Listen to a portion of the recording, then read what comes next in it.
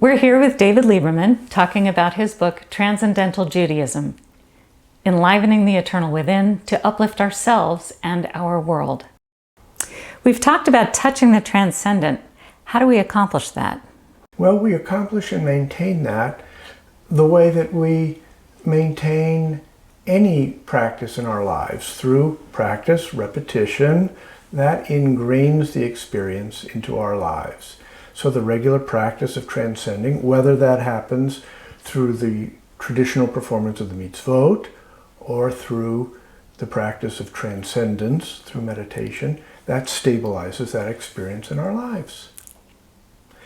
Again, Torah tells us how much of a better world we could live in if we maintained a connection, maintained the mitzvot in our lives. Can you describe the feeling of devekut, or cleaving to God, in more detail? I can do that. I've got some cards here of quotes where people have written about this experience, and I want to read them just so I get them right. Life gets richer, and it's all just that because I feel more in the flow of nature, of cosmic life. I no longer experience myself as somehow outside of nature. And one more. When I took a walk, I could really feel wholeness in everything. I would step on the ground and feel like the world had a heartbeat, which was pumping at the same time as mine, giving me an amazing sense of unity. I'll tell you an experience I had of devekut. Maybe not as profound as the other two that I read. I had been meditating for about a year. This is 1975-76. And it seemed like things were going well in my life. Like that first guy said, is that things were moving along very well. And after a year, I thought, do I really need to meditate? I mean, what am I really getting from this? And so I stopped meditating. I stopped for a week. I didn't even really think about it. And then a week later, I come home from work. I'm exhausted. I'm frazzled.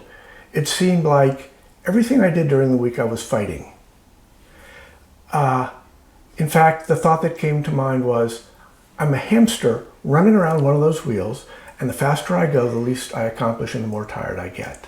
What's going on? And then, of course, it dawned on me. I'd stopped meditating. And I started up again. And within 2 days, that whole feeling had gone away. And again, I felt part of a world where the wind was at my back instead of pushing against my face. Is there more? Well, one more point.